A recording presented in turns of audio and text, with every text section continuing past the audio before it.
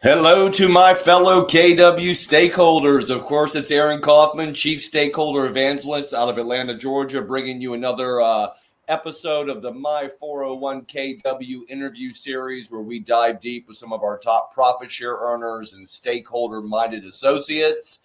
And this morning is no different. Talking to an old friend, an old KW veteran, Mr. Robert Moss. How you doing today?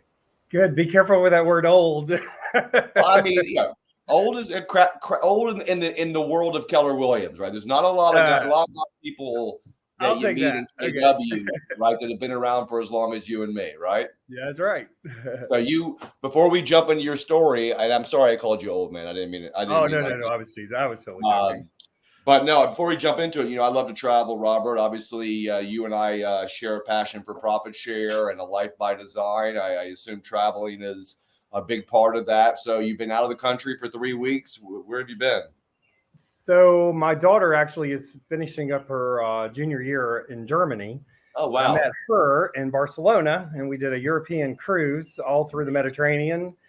I went back into Barcelona. I stayed in Barcelona by myself for 3 days, had a Wow. blast, and met some friends there. And then was home for 3 days, and then went to St. Thomas for almost 8 days, and got home this past weekend. So You got a banging tan, hence, man.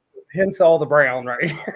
Yeah, and a lot of people know that I bought 5 acres of land in the Caribbean on a little island called Yeah, I Lebro, love which it when you're. Oh, yeah, I can see St. Thomas from my lot. So, yeah. I'm glad you were down there soaking up the sun and the island vibe. So, look, but let's get into this before we get into profit share as a whole. I know you've earned almost $2 million lifetime, which is unbelievable. Tell us your story, Robert. Go back to when before you were in real estate. What brought you into real estate in the Atlanta market? I don't know if that's where you started in real estate, but how you got to KW, and just talk about your journey that you've had with KW as well. All right. So, just to clarify a statement you made, just the 2 million is a total of all passive income I've made with Keller Williams. Oh, Not okay. just, Gotcha. not just Okay. profit share. But it's Yeah. almost half. What is your lifetime profit share? I know you sent me that number. I apologize It's over 900,000. Okay. Well, excuse me. Okay, so over 190, over 900,000. You and I are in the same bracket right now, but that is amazing. And then obviously, I love the fact that you mentioned over 2 million. Does that include? Almost 2. Does that include ownership? Yeah, I started the franchise in Chattanooga, and I'm lucky to be an investor there. And then we started a title company. That's I'm awesome. owner in the buildings that we built that we now own. We're in the process of bringing in a mortgage. Insurance company. So if you add all that up over the 21 years I've been with the company, it's pretty incredible. Almost half of that. Yeah, almost half of that's through profit share. So that's exciting. So yes. Go back to before Keller Williams. I don't know if you jumped right into KW as a real estate agent or as a. I started out in new construction in Florida. I was born and raised here in Chattanooga, but my wife got us transferred to Florida, and ended up meeting a gentleman that hired me really oddly to manage his whole sales team. I think I was 26 years old. The average age on that team was probably 50. Wow. It was interesting. I learned a lot really quickly. And he got bought out by Pulte Homes, which is a big, huge national builder. And when my wife got us transferred again to Atlanta, I decided I was going to go back to stay with Pulte Homes until the day I was standing in front of my house that we were building in Roswell, North Atlanta. And this very tall, beautiful lady walked up to me. I would love it if I knew she was on here. Her name is Deborah Blue. And Deborah Blue's been around before me. She started, I believe she started out at Sandy Springs, the first office in Atlanta, and then moved when they launched East Cobb. And then I met her in the driveway because she was building the house across the street from me. And she said, "What are you going to be doing when you move here?" And I said, "Real estate something. I'm not exactly sure what." And she said, "You should talk to this company called Keller Williams." And I was just like everyone else. Keller who? Yeah. Never heard of it. They were not in Florida at the time, Right. So I met this lady by the name of Kay Evans within about 4 days.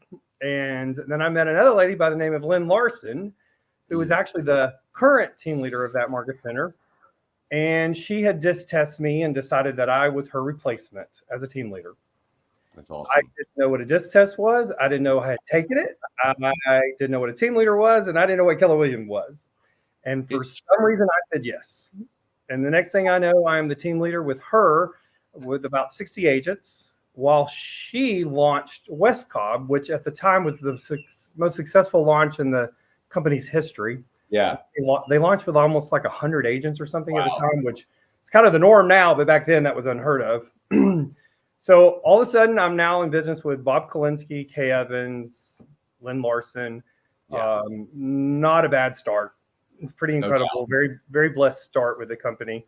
And for those that don't know, Robert, obviously, Bob and Kay, started the Southeast region, which has been the #1 region in KW for probably, I'm going to guess, 20 years now, in pretty much every category. But they are true trailblazers and icons of how to run a region and how to build market centers. And I owe a lot to them, as well, as I started in Atlanta and came out of that experience. So going back to that, first of all, I love the fact that Lynn met you in your driveway. Okay. And it was actually Deborah Blue who set me up with the appointment to meet Kay and Lynn. All she did was, hey, you need to check them out, right? That was, and then she, obviously she followed up through the process or whatever, but she just simply connected you, right? You were happened to be in a position where you were open to exploring opportunities. Never heard of KW. You met with then Lynn Larson, Kay Evans, and then Lynn Larson. What was it? I know you said, I don't know why I decided to do it, or you just did it. But what was the feeling that you were getting? Did you sense the excitement of the model? Did you even understand profit share and what that was, or what was it? What was it about that experience that made you feel like, okay, I'm being drawn to make this decision because of the people? Yeah, I'm a very unfiltered guy, and I'm just going to tell you exactly what happened.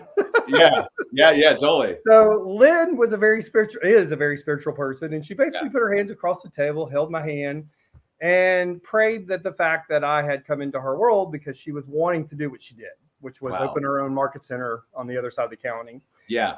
A little tearful about the whole thing, and she was. And I got home and I told my wife, these are the weirdest, strangest.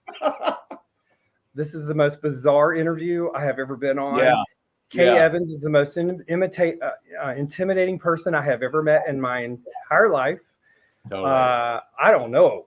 I'll be honest with you, I don't know. Yeah. And I went to a tea meeting before I said yes. And Lynn Larson's energy in front of all those people, and how they were looking up to her, and how they just admired her. And I could tell that Lynn was changing people's lives. Yeah. At a high level. That's awesome. This may be, sorry. No, I love it, Robert. It's okay. No, this is great. I mean, this company has changed our lives. I mean, and so many amazing things. So I went home again that day and said, I'm okay. So now I get it. Yeah. Did I really get it? No. It was a feeling though. You could sense I had enough. I had enough to know that it's what I wanted and where I wanted to be, and all the different careers I'd had and the experience that I had at that point, which, I was pretty young. At that point, I guess I was 34, I guess. Yeah, 34. So 35, somewhere around there. So all those experiences kind of led me right to that position.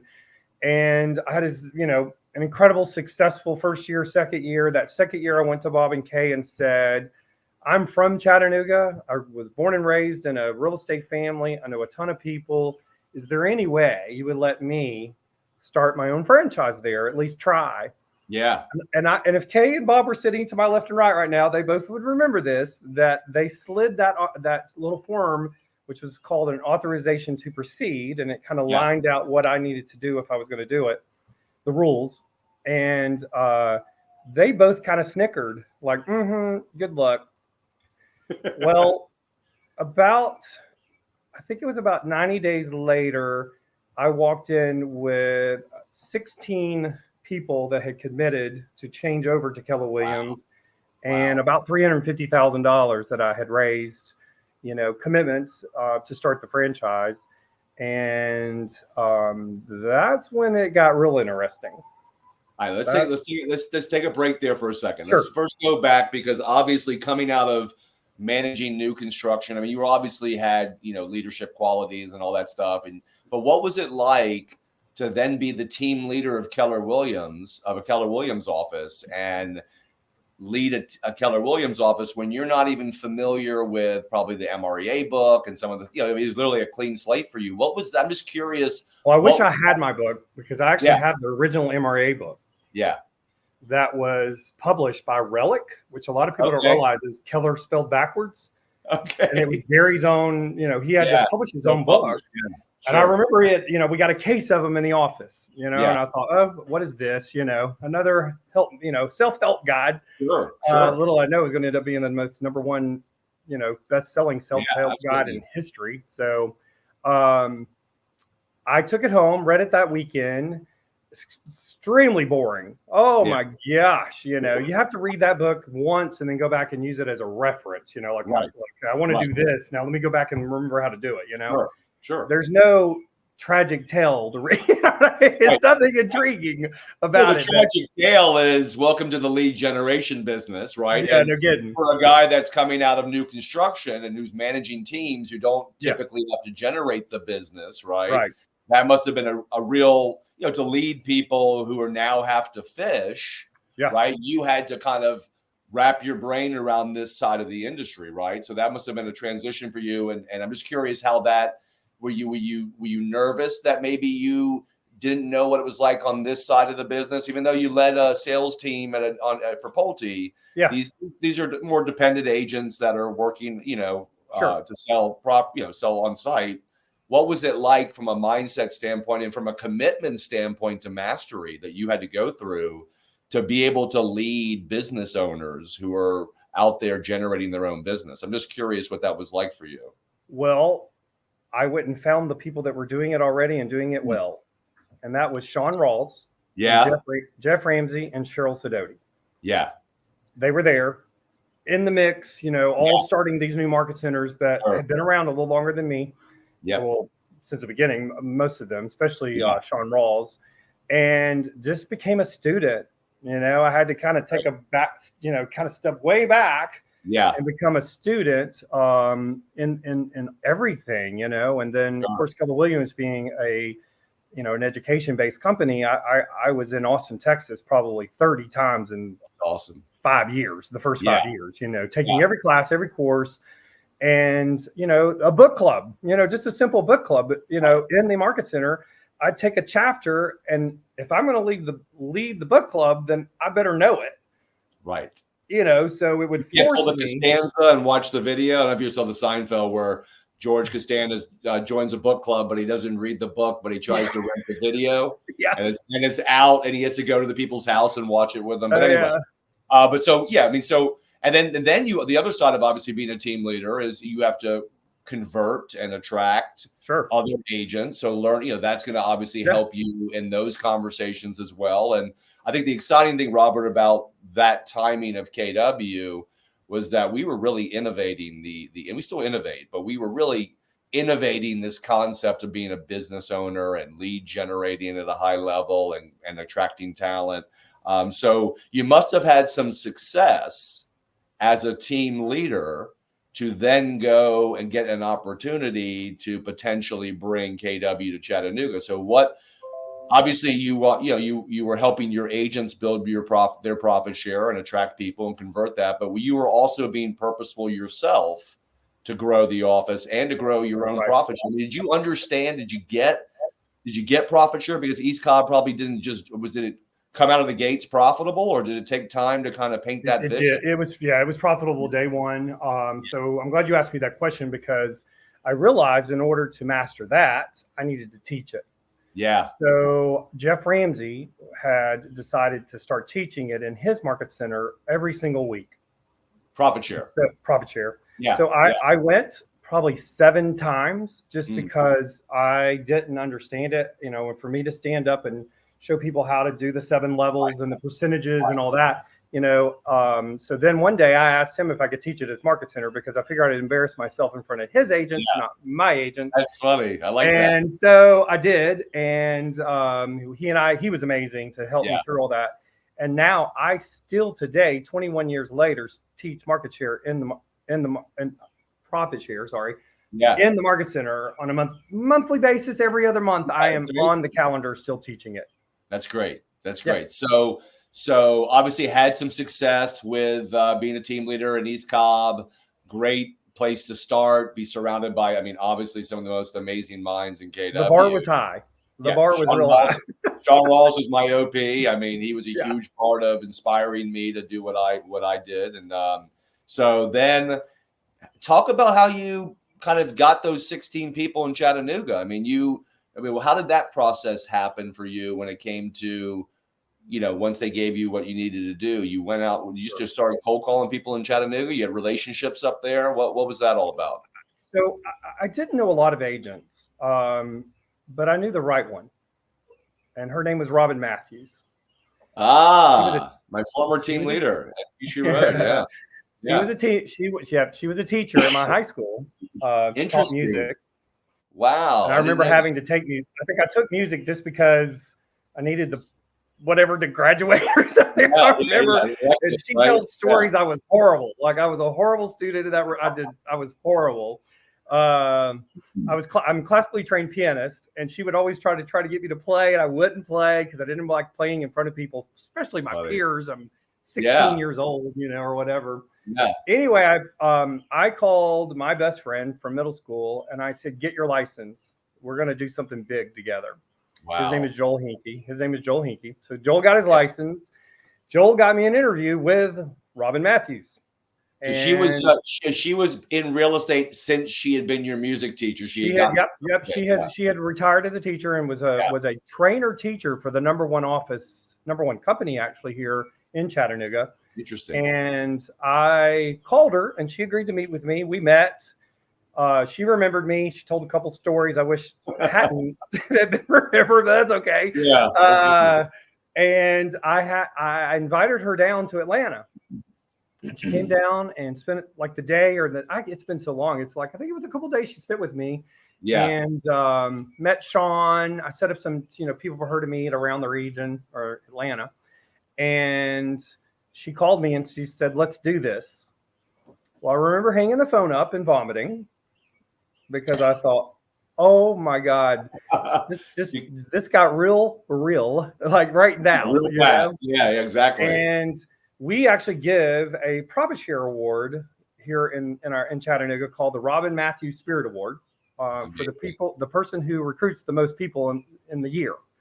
So we still reward her for being the first person to say yes in Chattanooga. Well, I guess Joel said yes first, and then she said yes second. But I think they kind of argue about that.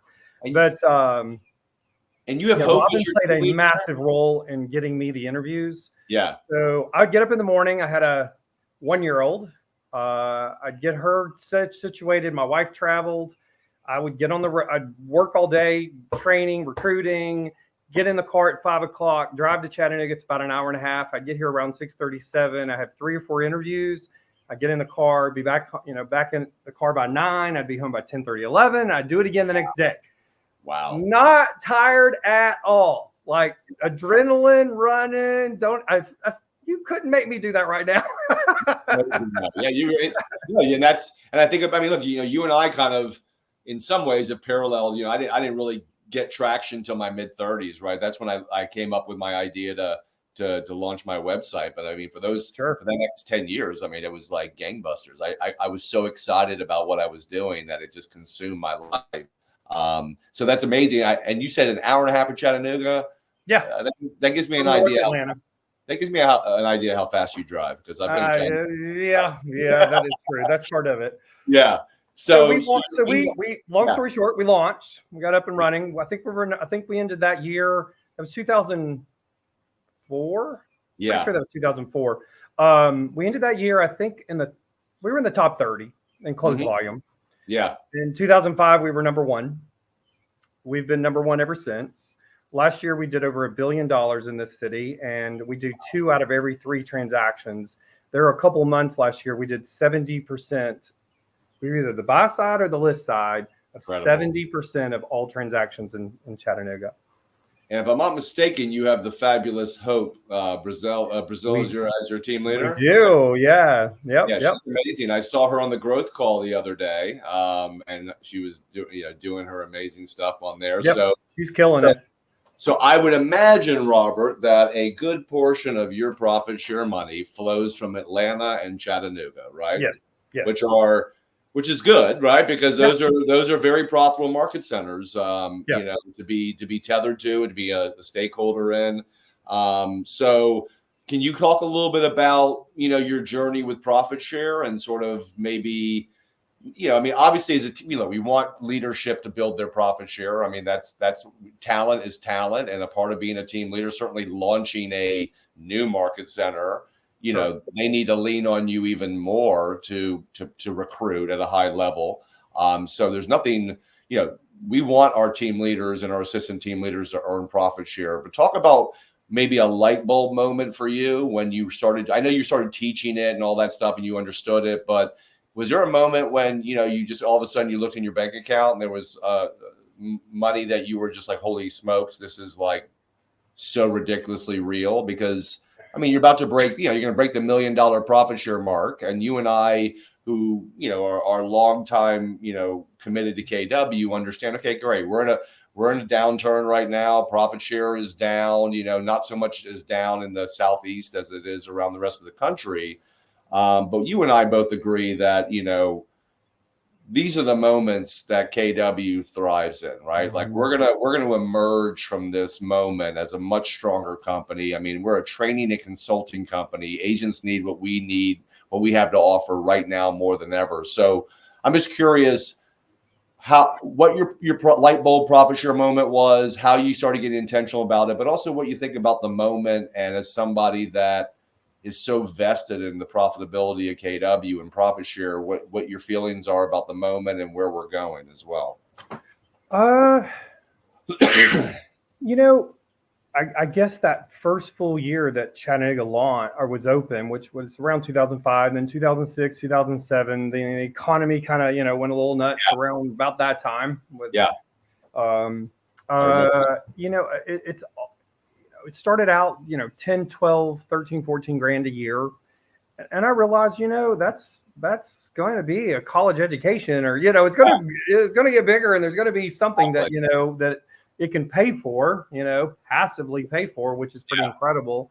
Being a team leader, I guess you could say there's some advantages because I'm meeting people, but to be honest with you, 99% of the people I interviewed were being referred to me. Yes, of course. And already had a sponsor, and I take very great pride because of Kay Evans, Bob Klinsky, Mo Anderson, on the ethics of being a team leader and how to parlay those recruits to the right person. And let me say this, Robert, not every team leader gets 99% of their leads from their agents, right? Some of them are cold calling, right? And so what was it? Obviously, your commitment to understanding profit share and talking about it and being, bringing it front of brain. But what was it about what you did as a team leader that galvanized your agents to really feed you those leads? Because I think a lot of team leaders right now are they're desperate to get their agents to send them referrals, right? Instead of them having to grow the office around them, right? Versus through them. What was it about? Was it just the, building a market center that was delivering on our value and talking about profit share and asking for the referrals? What was it about your leadership style that led to your agents being the ones feeding you the 99% of the leads to call? Well, I don't know that I could have answered this, 10 years ago, but I'm in my mid 50s now, and looking back, I can kind of look and see that it was my energy level. Yeah, it was. I was always excited, even when things were not exciting. Yeah. I always made it a big deal. I always made it top of mind. We talked about it every single team meeting. I would walk around with sheets, fill this out. Who are you co-oping with? Who are you co-oping with? Who should we be in business with? Who's business with? I knew that I was making a dent one day when I was standing in line at Publix. This was probably about the time Chattanooga was opening. Plus, I was still running, East Cobb. This lady in front of me turned around and saw my name badge, and basically yelled at me. I mean, she was not nice. It said, "I know who you are, and you're taking all the good people." And I was looked at her. I was like, "What do you mean?" Yeah. And I said, "Well, if I'm taking all the good people, why aren't you with me?" And she looked at me really funny, and I ended up buying her sub. We were in the line getting your sub at Publix, and I up, the picnic table in front of Subway. Yeah. In front of Publix. Her name was Rita Zerbo. She was one of the top REO agents, and at the time, you got to remember where the economy was. REO was big. Yeah. And she sat down and listened to me, and within 2 weeks, I had no idea who she was. I had no idea how big she was. Next thing I know, I've got 16 people at my door from her team. Wow. Her REO team. And, she has created a lot of money for me. Yeah. Just being there, I have my name badge on. When I teach profit share, I talk about your name badge. I know it's stupid, and there's a generation out there that, thinks they're silly and dumb, but had I not had it on, she would have never turned around. I've worn it on airplanes and sat down beside the right person. Yeah. And the next thing I know, I've not only talked them into Keller Williams, I've actually talked them into a career change. Yeah. Not to mention a potential real estate referral or whatever it might be. We always say, Robert, don't be a secret agent, right? Right. Don't be a secret attractor to KW. I mean, they're not only it's a double-edged sword, right? I mean, you never know, the person in front of you could be thinking about being a real estate agent, could be thinking about changing companies, and could have a real estate need, and why not? I tell people all the time, wear those dumbass KW golf shirts. I mean, wear them everywhere. So at that time, you were obviously, and you never sold, right? You never sold as an agent, did you? There was a little window. Yes. I shortened it down there a little bit, but I actually had a commercial background too. I was in commercial for a short minute too. Interesting. Yeah. So I talked earlier about all the elements that kind of brought me down to the team leader role. There were many. So yeah. I had a moment in sales too. I actually had a moment in commercial too. I did tenant rep work in DC, which was like, it was like being thrown into the fire. I'm curious, talk about, so when you sit outside with this woman at the picnic table, okay, take us through that conversation, because at the time you were a team leader, right? When she, right? Talk about just what that, because you didn't even get into her business, it doesn't sound like, right? Because I didn't know anything about her. So I didn't know nothing. So what is that? You walk outside with your subs, you sit down, and then what does that conversation look like? How's it go? Well, let me explain why I didn't know anything about her. She was with a boutique company called Harry Norman. Yes. They're in Atlanta, and she ran that whole department, but nothing fell in the MLS under her name as far as closed volume. Gotcha. That's why I never heard. I mean, if you're in my MLS near my office, I knew everything about you. And so she was like the corporate relocation sort of director who had the relation. She had the relationships with the companies, right? Yes. Yeah. So I just asked lots of questions. Why do you think I'm taking all the good people? Who are the good people I took? Let me know. Kind of thing. We just had fun. She's a great person. She had a great personality, anyway, so that just led to, she wanted to be bigger and better than where she was. She knew that was a window of time, that what she was doing was the right time, but she also knew there was going to be a time when the economy shifted back around. That was not going to be, and she did not want to go downhill like she had before in the past. Yeah. And so by the time we got done with that conversation, and I'm not going to tell you we didn't have many conversations in a 2-week period. There were many conversations.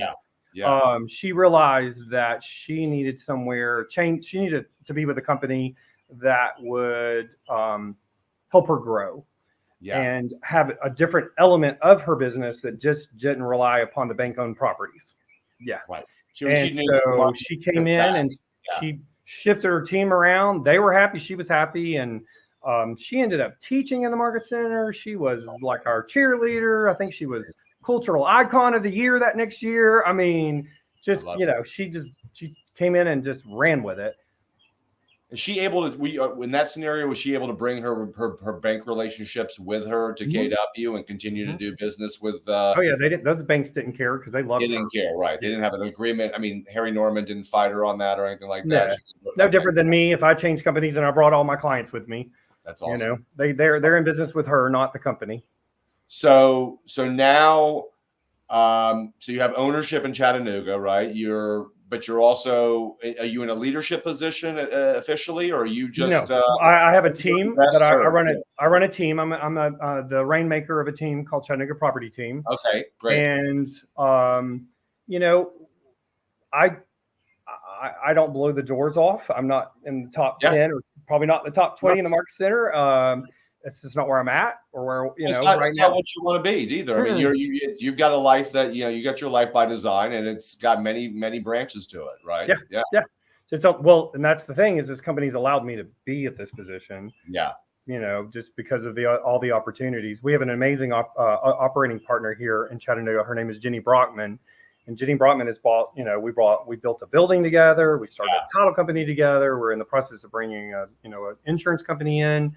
It's pretty incredible. It's incredible. And you have, it sounds like 50 to 70% market share on a given month, right? In Chattanooga. What is it about Chattanooga? Is it that you guys have just dominated for so long and are so entrenched in the relationships and delivering the value that there's just no space and air for anybody else to get in? I mean, what is it about what you're doing in Chattanooga that is just dominating? I know Chattanooga is a smaller market, but why? I'm sure some of the other models, new flashy objects, are trying to get into Chattanooga. What is it about what you guys are doing there that's continuing this dominance at such a high level, where in many markets of KW, sometimes these new flashy objects seem to be getting some traction because for whatever reason. Retention. Yeah. It's retention. Wait, you mean it's not just gross? Gross doesn't matter. You mean the actual net matters? It does. Really? Mm-hmm. It does at a high level. What do you do with? Talk about as a owner, as an agent. What is it about this office that agents don't want to leave? What is it about it? I mean, So there's two. We have over 800 agents total. So there's two main offices, and then I think we have 5 satellite offices between North Georgia, Lookout Mountain, Signal Mountain. So it does make up, multiple offices, not just one. Sure. But all under the same leadership, all under the same ownership, right here in Chattanooga. Gosh, the energy behind our offices is just insane. I mean, we've got Hope Brazel, and then, and she brings, this incredible energy to the table. My assistant was Nathan Brown, and a lot of people know Nathan Brown. Yeah. When I stepped down, long story short, he ended up taking my position, and he took it to a whole nother place. Yeah. I mean, just to a whole nother place. So if you look at the top 30 agents in the city, we have 22 of them, I think. 23 of them. Yeah. And that just creates so much energy in the city with signs. Right. Signs, signs are everywhere. Keller Williams, and then we have the #1 commercial group in the city. That's amazing. You can't drive around Chattanooga without seeing commercial signs everywhere. We've got a gentleman by the name of Joe Pleva that has 100 commercial listings in Chattanooga. Unbelievable. I mean, and I think he's only got signs on 50. He's got the other 50 on his desk on a piece of paper written down on a yellow scrap, sticky note. Yeah, right. But it's just it's the energy, and it's the right people keeping the energy flowing. But I'm going to my first answer to you was retention. Right. And we love on our people. We love on them hard. I mean, we have a lot of events. We had a social last night called A Brews with the Brokers, and the brokers actually all get behind the bar. Yeah, and serve drinks and snacks and pretzels and whatever. I mean, you're ordering beer, and they don't even know what they're pouring. I love it. So that was a lot of fun last night. And we've done that, I think, 3 times now. And we have a new broker and his name is Matt Gann. He's a younger guy, and he's bringing a whole different kind of vibe to the table. Awesome. You know, with Brews with the Brokers. You know, awesome. I never did that. You know, when I was in leadership, but he is, which is pretty incredible. Well, and you know, the two words that I think are coming out of my class and a lot of my messaging these days is that, you know, it's purpose and community, right? You know, purpose and community. And I think, you know, there's a lot of new flashy objects. I'm sure there are companies that have tried to come into Chattanooga and buy your agents. Okay. And in some markets, those companies are having some success. But, you know, I always fall back to one of my favorite quotes: in the absence of value, price becomes the determining factor. And obviously your agents are not just getting the value of the training and the support. There's a community you're building, right? That goes far beyond selling real estate, right? I mean, it's a community of stakeholders that are on a mission to, you know, build careers worth having, lives worth living, you know, legacies worth leaving. And, you know, I think sometimes it's hard, Robert, in moments like this, in markets that are market centers that are not profitable for whatever reason, to get people to buy into something bigger than just their own real estate businesses. That's why I'm always, you know, evangelizing around profit share, is that profit share and the conversations around profit share are rarely about the money. They shouldn't always be about the money, particularly if you're not profitable. It's about, hey, we're vested financially in each other's success, right? And if we can build a market center that nobody wants or needs to leave, and it takes a village to do that, if we can get people to buy in and take ownership of that, you know, the ripple effect that it has on your own businesses, your life, your profit share, your happiness, right? So what would you tell, you know, in this moment, Robert? It's a tough time. Okay. It's a tough time for the industry. It's a tough time for some of our market centers right now that are maybe not profitable or slightly profitable. I mean, how do you tell a market center that's a turnaround market center that's been around for a little bit, and that agents haven't really, you know, profit sharing, growing the office hasn't taken traction? I mean, you're giving some great examples, but from a mindset standpoint, look, you're an owner investor right now, okay, as well, right? So, you know, there's some changes that are potentially on the table right now for, you know, adjusting profit share, and, you know, some policies that potentially are going to be they're being revoted on. But as a guy that wears an agent hat, an owner hat, you know, how do you balance the two? Because not everybody sees profit share as a retention tool, right? Mm-hmm. Some people see it as, you know, I'll use, you know, the word tax, but how do you kind of change that mindset and foster a culture within your office where people feel like they're a part of something bigger? I mean, and is profit share a part of that conversation? And if you're not profitable, how do you think you get people to buy into it in an office? If I was coaching you right now and you said all those things to me, my first question to you would be, how long are you going to stay at the funeral? That's a great line. I love it. Love it. Yeah. I mean, how long are you going to just hang around at the funeral? Yeah. That's such a great line. There are buyers buying and sellers selling. Yeah. Get your ass out there and get yourself in front of them. That's all I would ever say to anyone about that. Show up. Right?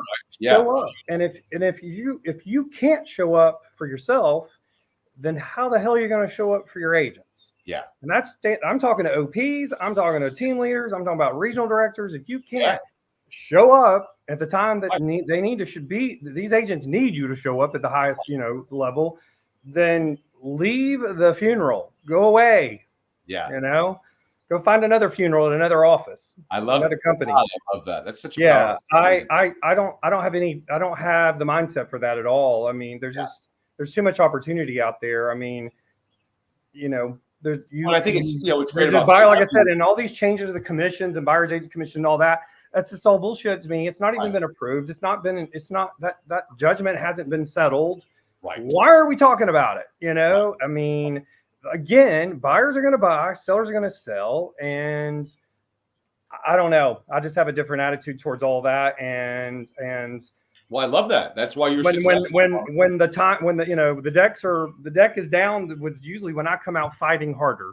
Yeah. So I don't mind these times because it makes me better. So well, and also, yeah, as Gary would say, right? I mean, the greatest shift of wealth and opportunity are in down cycles, not up cycles. And, but I do agree with you, Robert, is that really what it comes down to is doing less more, which is the new motto of KW, which is, look, show up. Okay. Come from abundance, commit to mastery, teach classes, have fierce conversations with your people, understand. I mean, we talk about, teaching agents how to manage their databases, right? And how to love on them and how to be more human more often. And it's like, if I'm on a leadership team of a market center, that's exactly how I'm going to treat my roster, right? Like, when's the last time we saw this person? Do we even know what their why is? Has it changed? Are we delivering on our value proposition? And so I just think it's an exciting time, and people need to remember, as tough as it is today,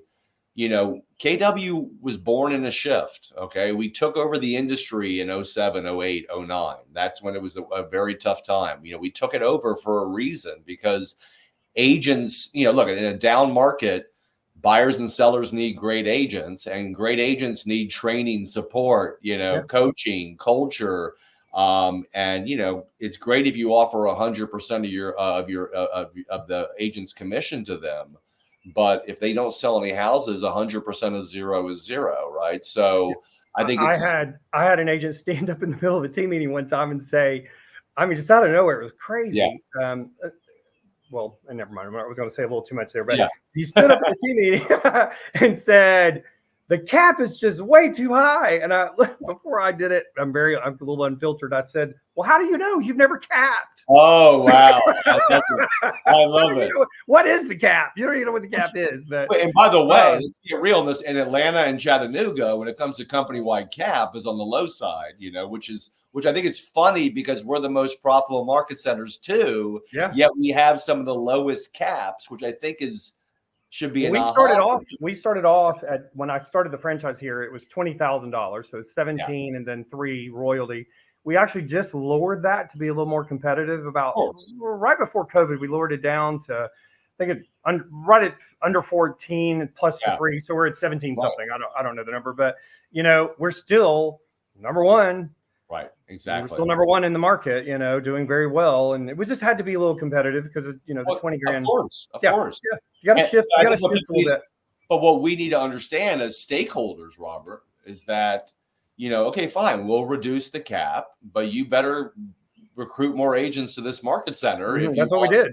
The same profit share and the same banging Christmas parties and happy hours, right? Like people need that's the mindset I think we sometimes don't talk about, is that you're not just an agent at KW, you're a stakeholder. And if you want your cap reduced, then you better I mean, the same thing goes with being a real estate agent. If you're going to make, let's just say theoretically, you end up making less commissions off of buyers or whatever it might be, or, I mean, we all agree the industry is compressing commissions anyways. Well, then the only way you can offset that is either by raising your value and or generating more leads. And I wish more of our agents understood the connection between cap, agent production, agent count, profitability, and how all of that affects culture and what creates a market center like you got in Chattanooga, where agents take ownership of their experience there and they understand that they're a part of something bigger. And that leads me to another thought, Robert, which is, you and I have been purposeful about profit share for 2 decades. Okay. This is not about the next check for us, right? This is about protecting a legacy. And you have one child, a daughter, is that correct? Yes. Yep. 21. So I mean, you're not so concerned about the next check as you are concerned about what this is going to look like 10, 20, 30, 50 years from now, right? I mean, this is the momentum that you have built, right? We know the people that make the most money in profit sharing KW, it takes time to build it deep. And so what are your thoughts about the state of profit share and how we can protect it in this moment so that we protect the legacy that we're building 10, 20, 40, 50 years from now? Do you see profit share as continuing to be a real cornerstone rock of KW as an owner, as an investor? How do you see that? Because not every owner investor sees profit share as a rock of retention and culture building. So what are your thoughts around that, and how do you see it playing out in the future? Do you see profit share continuing to be this galvanizing part of our value proposition, or do you see it potentially, not saying being diluted, but maybe not reaching the potential that it could because of I think if you interviewed the thousands of people that I've taught profit share to over the years, I think they would probably tell. Well, I know they would, because they've come up and told me this. Maybe even a year later, 2 years later, 3 years later, they come up and say this to me. They said the most impactful thing that I said to them was, make it a goal just to recover your cap. Exactly. Yeah. Whatever your cap is, let's just say your cap is 15 grand, just make it a goal and figure out, just like everything else in life, you have a goal, you break it down to 1, 3, 5, what do I got to do? My objective, what are the 3 goals I've got to achieve, to reach that goal. And then, what other company? I remember me sitting down with a lady in Atlanta one time, and based on her profit share, she made over $100,000 a year. And we realized really quickly, she's also one of the top agents in the city too. We realized really quickly she made about 117% of her commission. Well, where the hell do you go work for another company and make 117% of your commission? Exactly. But I love how, though, you make it, you create a specific, you paint a picture for a specific goal, which, I've heard Mark King when he was president say, look, his goal was to help agents sell real estate for free, right? Yeah. Like, or that we pay you to sell. We pay you. Yeah. Right? Yeah. And look, I would guess in Chattanooga, as it is in Atlanta, I'm not going to, you don't hold me accountable to exactly what I'm saying. But, the great thing about profit share, Robert, in profitable market centers like the ones that you're involved in, is that a capper, which, by the way, with a $14,000 cap, is somebody that sells how many houses in Chattanooga? Maybe 5 to 6? 200, 300, yeah. Yeah, right. So think about it. If all you did was... you mean just a capper? Yeah, what is a capper? Just a capper would probably be around 20 houses. 20 houses in Chattanooga. Mm-hmm. Okay. What's the average sales price in Chattanooga? Close to 300. So you can tell me you got to sell $6 million to cap in Chattanooga? You said your cap was 14. That math just didn't add up, did it? No, it didn't. I was never. Hold on. I think it's around. I'm thinking 1.5 million, right? Yeah, probably 1.5, 1.6. Yeah, okay. Sorry. So I didn't realize Chattanooga homes were so darn expensive. So you said they're about 300,000 average. 280. Yeah, it's when I first started, it was 230, and last time I looked, we're at 280, 290. All right, so think about it. So let's just say all you did was attract a capper or a new agent who sold 5 houses in Chattanooga.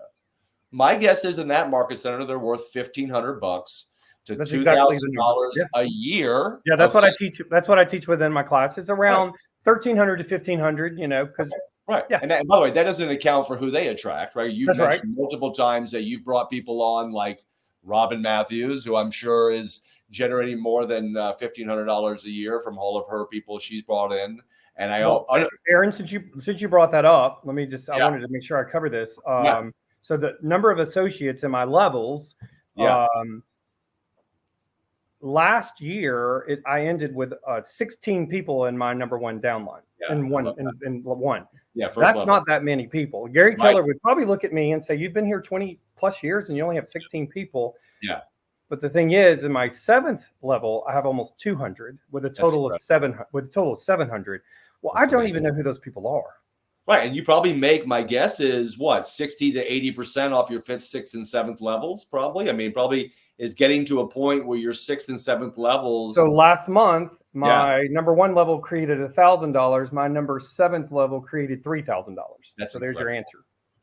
That is so awesome. I love hearing that. But and I love you say that because, one of my favorite things to say, Robert, is you can never predict who somebody might become and who they might attract to KW.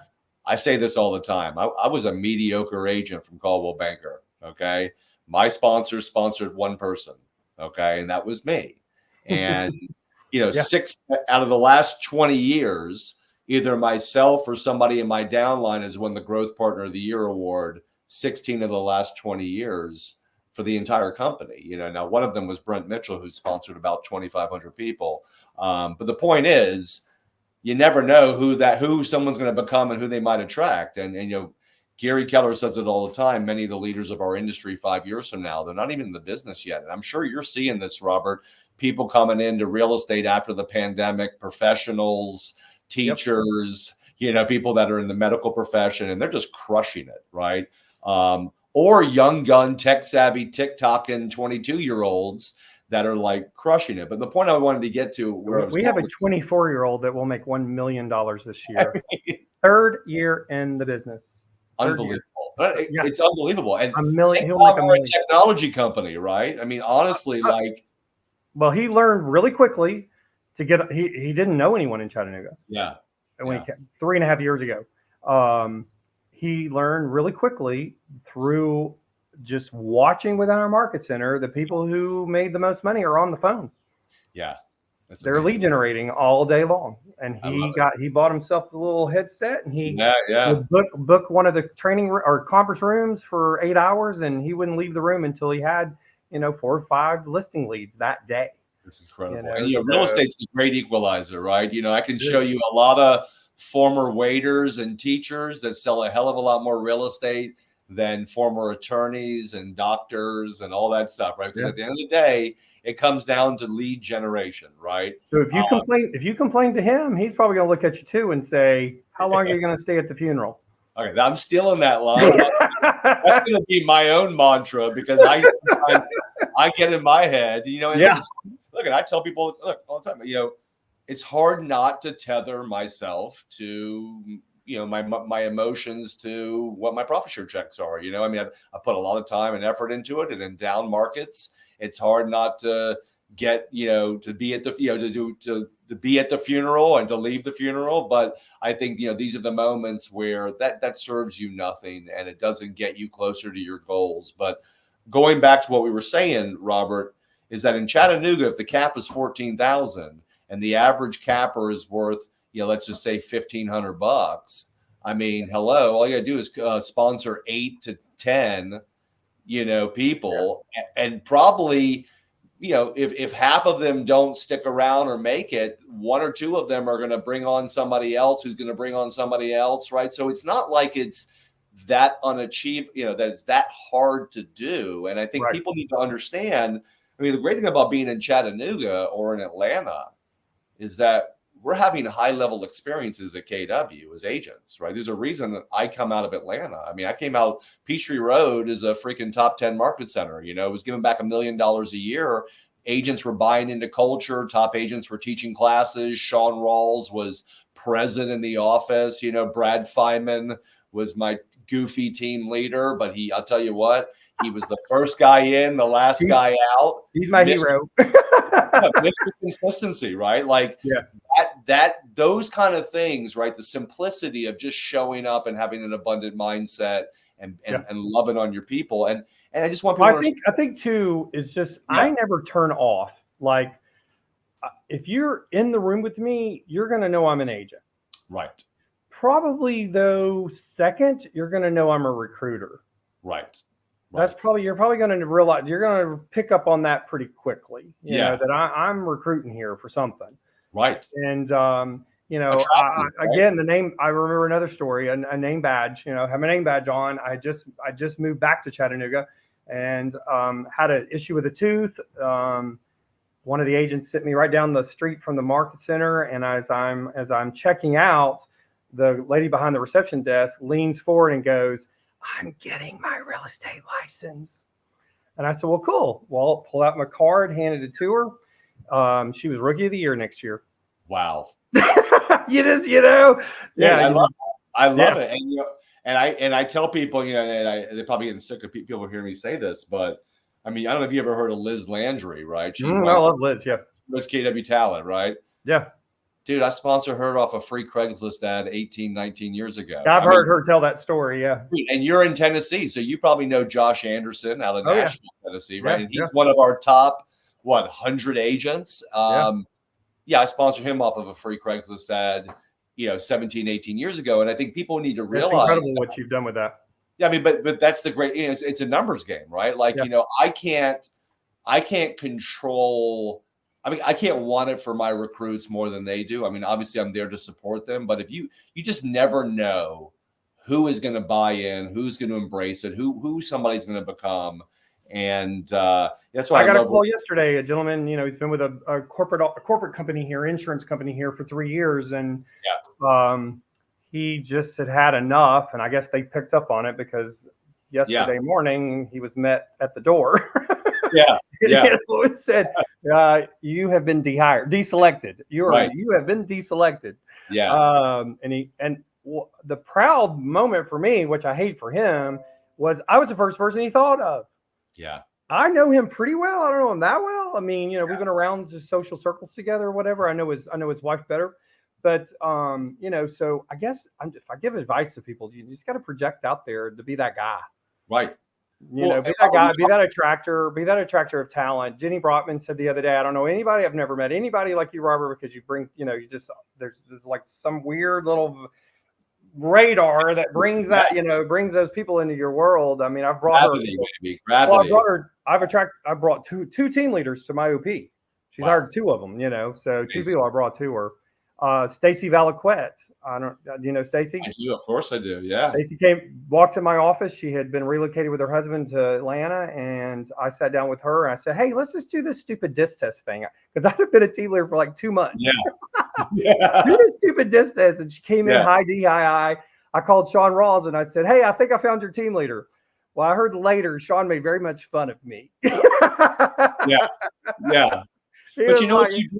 But Robert, but see, that's the thing. Like you probably, Kay Evans, which we both love, by the way, she taught Train the Trainer to me, which was a real hardcore moment for me. But she always says, I took that same class. Yeah. She's like, what's your attractor factor? Right. And your attractor factor is 1, you're intentional, always intentional, but 2, you have a certain energy around you, but you also are coming from abundance, right? Like you are always trying to help people, right? You're not necessarily trying to recruit people. You're trying to help them and attract them into your world.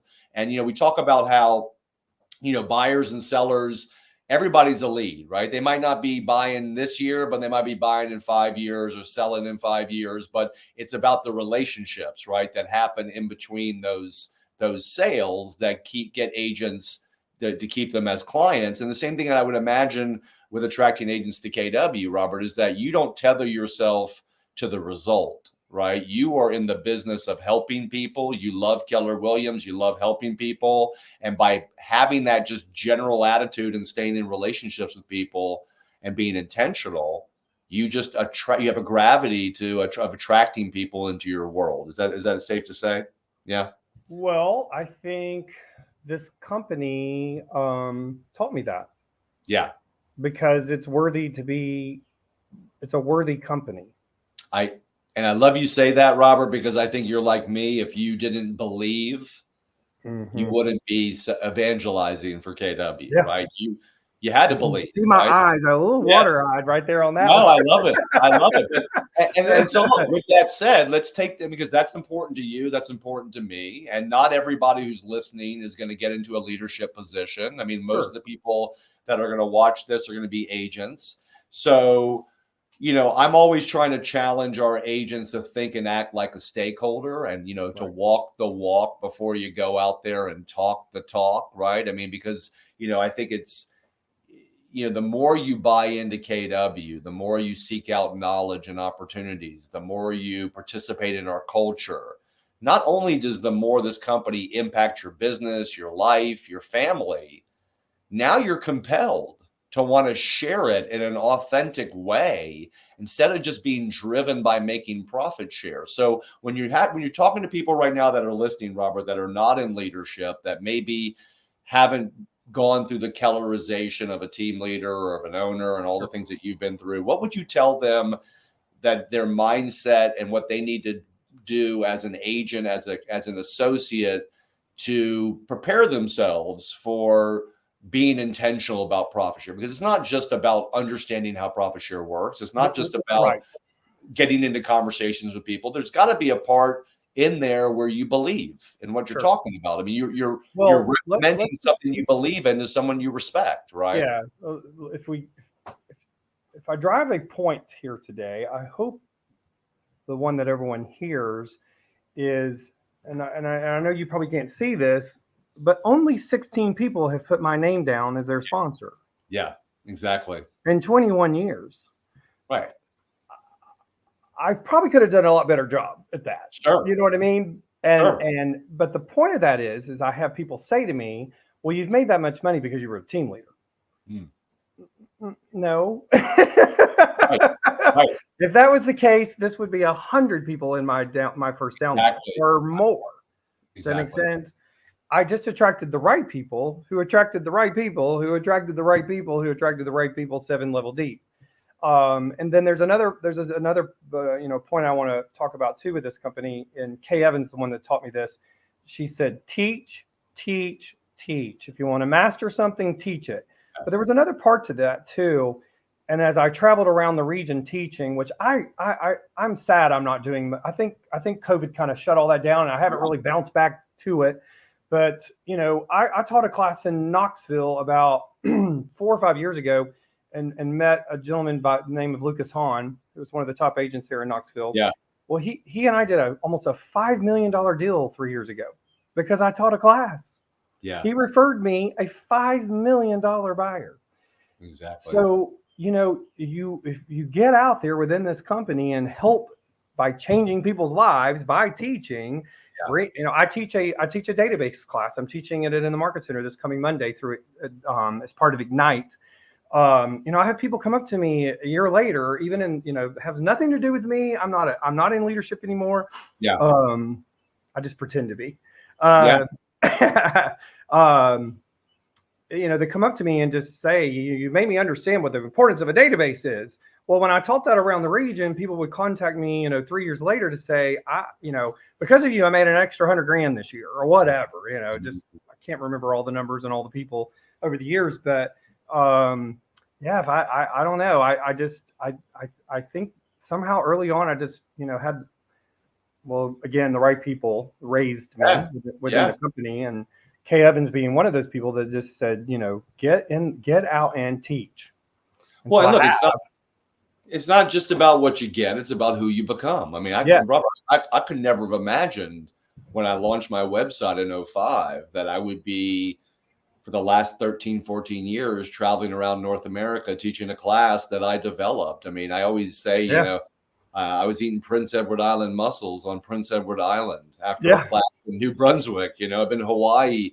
And so, and I think that's another thing that you really bring up here, Robert, is that, at KW, you're a part of something so much bigger than just the 4 walls of your market center, right? Like the advantage that we have ultimately over our competition is, one, we have an incentive to work together and care about each other in our own market center, but we also are part of this giant ecosystem of stakeholders that have an incentive to share ideas, to send referral business back to each other. I mean, my downline, Robert, unfortunately or fortunately, we'll see, is in over 300 KW offices. I mean, when you do internet recruiting, right, you're recruiting all around KW. Now, I would tell you, if my downline was in Chattanooga and Atlanta, I have a couple more zeros on my profit share check, that's for sure. But I look at it like, long-term, short-term investments. So the point I'm trying to make is this, Robert, is that I'm vested financially in the success of every agent that's in the 300 plus market centers that my downline is in, right? And so when I'm going around teaching, I realize that, I'm a part of something bigger. And the more that I tap into it, the more that I seek out knowledge and referrals, the more that I'm, I grow my profit share beyond just my own sphere of influence and my own geographic market, the more opportunities and things come out of it. And so I think what we're trying to both say here is, look, you got to walk the walk before you talk the talk. All right. Sure. I mean, if you don't teach classes in the office, we got Red Day coming up here in a week plus. I mean, I've been saying it all week, the agents that participate in Red Day, they make a lot more profit share than the agents that don't. I mean, it's just I'll bet my life on that. Okay. Yeah. Because culture-driven agents, right?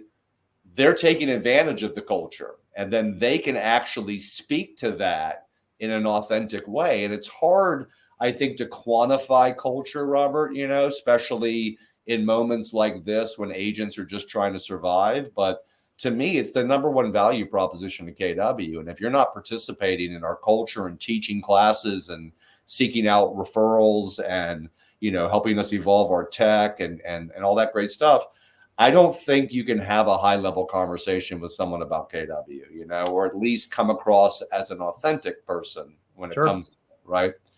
I've seen it. I've seen this company change lives. I mean, I've seen it over and over and over again. Yeah.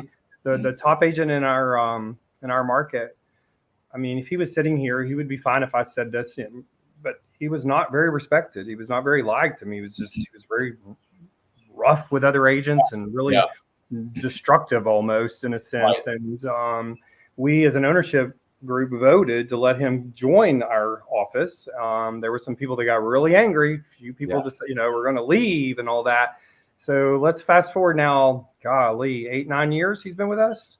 Yeah, he's a top culture guy. Teaching, training, walks around the market center helping people. I mean, this icon of this big nice guy now. Yeah. This respect, earning respect over, earning respect back from people that he had lost it from.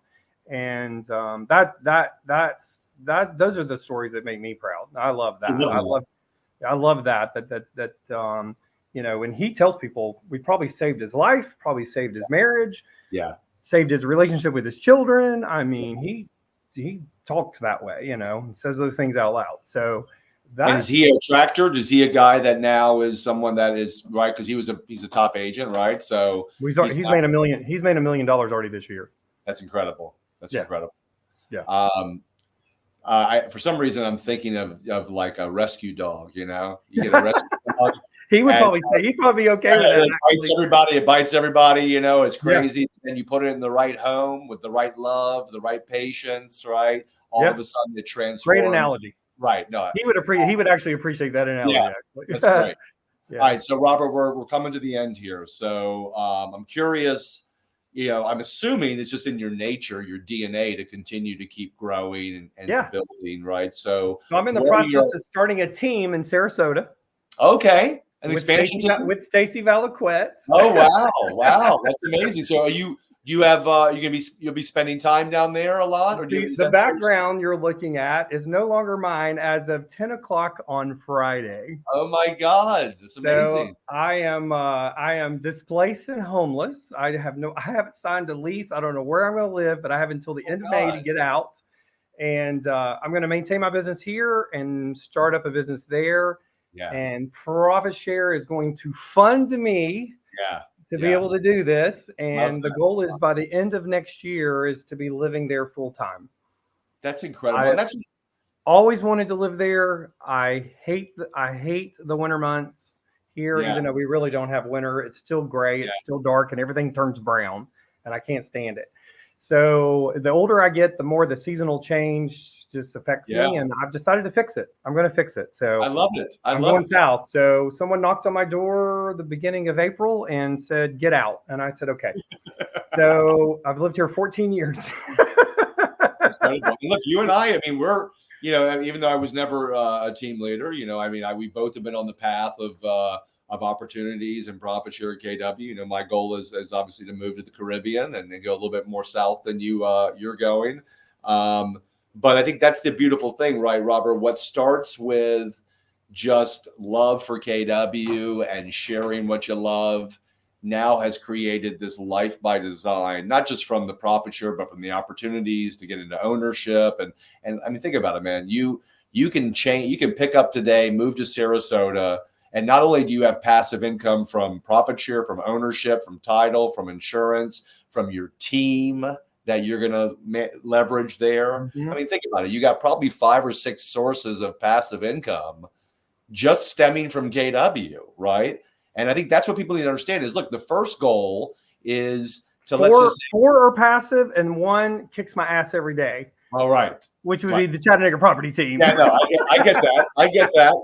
But I think that's what agents need to understand is that if things first of all, things happen gradually, then they happen suddenly. And I think, you look at how many people are on your 6th and 7th level, right? Like that's where the biggest growth is happening for you is as you built it wide. I'm going to go down there. I'm going to go down there and build that first level. I love it. That's my goal. Even you made me dig into this a little further than I normally do, just because got to prepare. And I was like, you know what? What is going on with that? I thought there was more. I thought I had more in the first line, so I'm going to fix that. Well, and my guess is you sponsored more than 16, right? That's probably double that. Yeah, right. That's your attrition, and when I look forward for my life, I see. I've got 1,300 people in my tree right now. But the cool thing about my tree is 80% of them are in my 2nd to 4th levels. Oh, right? yeah. I only have like 12 people on my 7th level, right? So, and just a quick thought here, Robert, I built my downline with brand new agents off the internet, right? Sure. But look at a couple of those people, though. Totally. Right? The qualities and the quantity. But what on the flip side, right? You didn't have to sponsor that many people. You sponsored some influence. Look, mega agents attract mega agents, new agents attract new agents, right? And so people need to understand that if you just identify 15 experienced agents in your market or that and you say, look, these are the 15 people I'm going to get to KW. I don't even know if you need mega. Just get cappers. No, I agree. I think 15 cappers will get you your cap paid off. And then who knows what the ripple effect will be over time from all of that. So, Robert, I can't thank you, man. I hadn't talked to you in a long time. I hadn't seen you in a while, but I love talking to people like you that have been with the company for so long that still share this genuine enthusiasm for KW. And even though in this moment, and for profit share, and even though in this moment with profit share being down a little bit, even though we'll give back probably $100 million this year in profit share, is that people like you and I, we don't stop, right? Like it doesn't matter what the market of the moment is. We are constantly evangelizing for KW and attracting people because we know that over time, right, this is going to continue to increase. So hopefully today, Robert, we were able to inspire 1 or 2 people. We didn't have a ton of people in the live session, but it will live in perpetuity in the mastermind group, on my YouTube playlist. So thank you so much, man. It was an honor. Thank you. I really appreciate you asking me. Thank you. And we'll talk soon, man. I can't wait to visit you down in Sarasota. Maybe I'll be down there teaching someday soon. All right. Let's do it. All right, buddy. Take care, man. Safe travels. Thank you. Take care. Right. Bye-bye.